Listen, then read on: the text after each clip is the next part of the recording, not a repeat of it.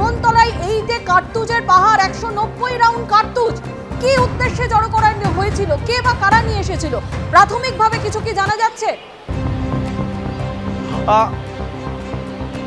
প্রাথমিক তদন্তের পরে এসটিএফ এর গোয়েন্দারা জানাচ্ছেন যে এই যে কার্তুজ, সেই কার্তুজ কিন্তু ক্রিমিনালদের হাতে পৌঁছে যাচ্ছিল। অর্থাৎ যে কার্তুজ বানানো হচ্ছিল, যাদের লাইসেন্স রয়েছে তাদেরকে দেওয়ার কথা, কিন্তু এই যে কার্তুজ, সেই কার্তুজ বেআইনি পথ ধরে সেটা কিন্তু ক্রিমিনালদের হাতে পৌঁছে যাচ্ছে এবং সেই ক্রিমিনালদের হাতে পৌঁছে যাওয়ার পর রাজ্যে বিভিন্ন জায়গায় গুলি চলার ঘটনা ঘটছে, শুট আউটের ঘটনা ঘটছে, সেক্ষেত্রে কিন্তু এই কার্তুজ ব্যবহার হচ্ছে।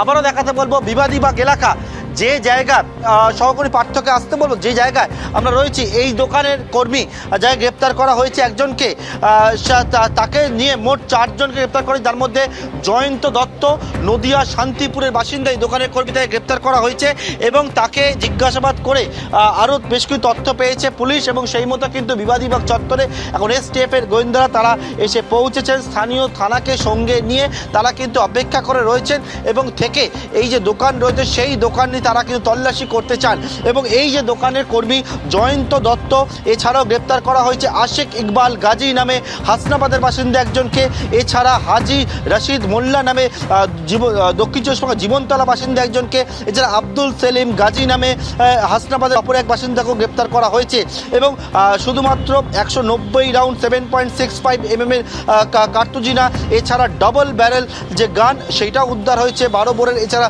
9টি 12 বোরের যে কার্তুজ সেটাও কিন্তু উদ্ধার হয়েছে এবং একেবারে জীবনতলা এবং মিনাখা এই যে জায়গাগুলো রয়েছে। আবারও দেখাতে বলো সামনের দিকে ছবিটি, যেখানে কিন্তু এসটিএফ এর গোয়েন্দারা তারা অপেক্ষা করে রয়েছেন। সামনের দিকে ছবিটি পার্থক্য দেখাতে বলবো যে এই দোকানে তারা খুলিয়ে তারা তল্লাশি করতে চান। এসটিএফ এর গোয়েন্দারা তারা এসছেন এবং তারা আছেন বর্তমানে এবং এই যে জীবনতলা এলাকায় তারা যে রেড করে, এর পাশাপাশি শুধু জীবনতলা না, মিনাখা উত্তর চব্বিশ পরগনা মিনাখা, সেখানেও কিন্তু একেবারে আজ তদন্তকারীরা যান এবং এই দুটি জায়গায় রেড করে এরা 190 রাউন্ড এই কার্তুজ, সেই কার্তুজ বাজেয়াপ্ত করা হয়েছে। 4 জনকে গ্রেপ্তার করেছেন। এখনও পর্যন্ত অপেক্ষা করে রয়েছেন তারা এই তদন্তে। এখন জানতে চাইছেন এই দোকান থেকে কি কার্তুজগুলো গেছে, কারণ এই 190 রাউন্ড কার্তুজ, যে কার্তুজ কিন্তু জানা যাচ্ছে সেটি হচ্ছে একেবারে অর্ডিন্যান্স ফ্যাক্টরিতে তৈরি করা হয়েছিল এবং পরবর্তীকালে এই তদন্তকারীরা তদন্ত করে আরও বিস্তারিত তথ্য জানার চেষ্টা করছেন বর্তমানে। পার্থপ্রতিম, তুমি আমাদের সঙ্গে থাকো। অর্থাৎ এই দোকান থেকেই এই কার্তুজগুলি গিয়েছিল কিনা তা নিশ্চিত হওয়ার জন্য ইতিমধ্যে সেখানে পুলিশ পৌঁছেছে, তারা সার্চ করতে শুরু করবে। দক্ষিণ চব্বিশ পরগনায় একেবারে বেলাগাম দুষ্কৃতীরাজ, জীবনতলায় 7 mm পিস্তলের 190 রাউন্ড কার্তুজ উদ্ধার হয়েছে। এই বাড়ি থেকে বিপুল পরিমাণ কার্তুজ পাওয়া গেছে। এই ঘটনায় 4 জনকে গ্রেপ্তার করা হয়েছে। অর্ডিন্যান্স ফ্যাক্টরিতে তৈরি এই 190 রাউন্ড কার্তুজ, প্রশ্ন হচ্ছে এই কার্তুজগুলি কি কারণে জড়ো করা হয়েছিল, বড়সড় কোনো নাশকতার ছক কি ছিল? এই বিষয়টি পুলিশ ইতিমধ্যে যারা গ্রেপ্তার হয়েছে সেই 4 জনকে জিজ্ঞাসাবাদ করে জানার চেষ্টা করবে। বৈধ অস্ত্র বিপণী থেকে দুষ্কৃতীর হাতে পৌঁছচ্ছে অস্ত্র, এমন মনে করছে পুলিশ।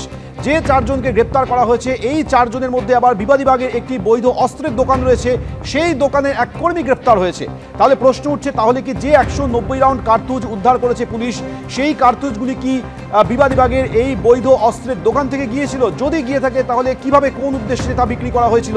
এই যাবতীয় বিষয় পুলিশ ইতিমধ্যে জানার চেষ্টা করছে।